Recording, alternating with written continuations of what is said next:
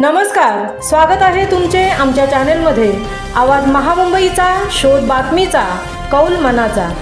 चला तर मग आमचे चॅनेल शेअर करा, लाईक करा आणि सबस्क्राइब करा। धन्यवाद। आमदार विक्रांतदादा पाटील यांनी घेतली सिडको नैना प्रकल्पाविषयी महत्त्वपूर्ण बैठक। आमदार विक्रांतदादा पाटील यांनी नैना प्रकल्प व त्यातील अडचणी संदर्भात विधानभवनात लक्षवेधी विषय मांडून सरकारचे लक्ष वेधून घेतल्यानंतर या विषयाची तातडीने विशेष बैठक लावण्याची मागणी केली होती। त्यानुसार पनवेल उरणमधील ग्रामस्थ व शेतकऱ्यांचे गंभीर प्रश्न घेऊन नगरविकास राज्यमंत्री श्रीमती माधुरीताई मिसाळ यांच्या प्रमुख उपस्थितीत सिडको प्रशासनाची एक महत्त्वपूर्ण बैठक आज सिडको निर्मल भवन मुंबई येथे संपन्न झाली।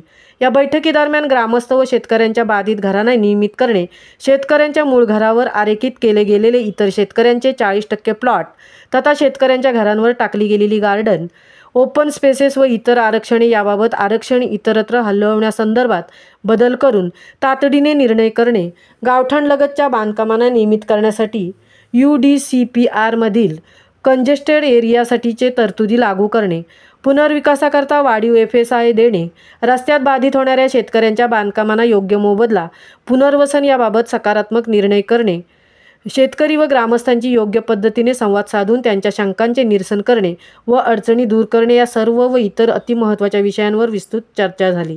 सिडको प्रशासनाने प्रश्न सोडवण्यासंदर्भात मंत्री महोदयांसमोर सकारात्मक भूमिका घेतली। येणाऱ्या कालावधीमध्ये हे सर्व प्रश्न सुटण्यासाठी आवश्यक ते सर्व प्रयत्न व पाठपुरावा करण्यासाठी आम्ही कटिबद्ध असल्याचे आमदार विक्रांतदादा पाटील यांनी सांगितले। या बैठकीस माननीय कोकण म्हाडा सभापती श्री बाळासाहेबजी पाटील, सिडको व्यवस्थापकीय संचालक श्री विजयजी सिंगल, JMD शंतनुजी गोयल, JMD गणेशजी देशमुख, मुख्य लँड व सर्व ऑफिसर समाधान खटकाळे, मुख्य नियोजनाधिकारी श्री मानकर, अतिरिक्त नियोजनाधिकारी डॉक्टर प्रिया, मंत्री महोदयांचे स्वीय सहाय्यक डॉक्टर प्रशांतजी रसाळ यांच्यासह सिडकोचे सर्वच प्रमुख अधिकारी उपस्थित होते। आवाज महामुंबईचा चॅनेलसाठी मिलिंद खारपाटीलसह तृप्ती भोईर, मुंबई। पनवेल उरण तालुक्यातल्या शेतकरी आणि ग्रामस्थांचा जिव्हाळ्याचा विषय म्हणजे नैना प्रकल्पातल्या अडचणी। अर्थसंकल्पीय अधिवेशनामध्ये नैनाचा विषय त्या ठिकाणी मांडला गेला। लक्षवेधीच्या स्वरूपाने तो विषय मांडण्याचा मी प्रयत्न केला।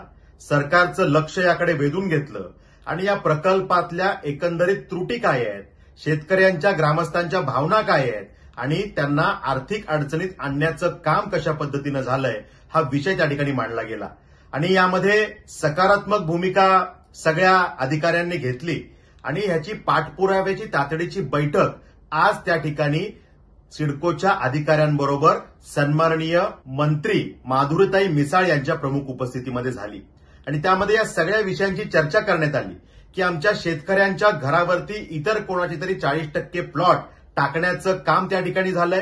त्या ठिकाणी शेतकऱ्यांच्या घरांवरती अम्युनिटीचे प्लॉट किंवा गार्डनचे ग्रीन स्पेसेस प्लॉट हे त्या ठिकाणी टाकले गेलेत। जे प्रकल्प जी घरं त्या ठिकाणी प्रकल्पातून TPS मधून वगळली गेली आहेत त्यांच्या त्या ठिकाणी बांधकामांना नियमित करण्याचा प्रश्न आहे। त्याला UDCPR मधल्या कंजेस्टेड एरियासाठीच्या तरतुदी लागू झाल्या पाहिजेत यासाठीची माझी मागणी असेल किंवा पुनर्विकासाबाबत त्या ठिकाणी FSI वाढवून द्यायचा विषय असेल। नियोजनातल्या अनेक चुका असतील, शेतकऱ्यांच्या घरांना, रस्त्यात जाणाऱ्या घरांना त्या ठिकाणी मोबदला देण्याच्या विषयामध्ये सिडकोचं धोरण काय, अशा अनेक विषयामध्ये विस्तृत चर्चा झाली आणि सकारात्मक त्या ठिकाणी उत्तरं या सिडको प्रशासनाकडनं आलेली आहेत। त्यामुळे बैठक ही पॉझिटिव्ह झाली आहे आणि येणाऱ्या कालावधीमध्ये शेतकऱ्यांच्या भावना, त्यांचे प्रश्न हे पूर्णपणे सुटण्यासाठी याचा पाठपुरावा सातत्याने आम्ही करू। आजची बैठक ही नगरविकास राज्यमंत्री माधुरीताई मिसाळ यांच्या प्रमुख उपस्थितीमध्ये खूप सकारात्मक झाली आणि त्यामुळे मला वाटतं की एक चांगली सुरुवात या माध्यमातून झाली आहे। येणाऱ्या कालावधीमध्ये शेतकऱ्यांच्या अडचणी सोडवून किंवा त्या भागातले असलेले खरेदी विक्रीचे रजिस्ट्रेशनचे विषय जे थांबलेत ते त्या ठिकाणी सुरू करण्याच्या संदर्भात चांगले निर्णय काय करता येतील यासाठी सातत्याने मी पाठपुरावा करणार आहे।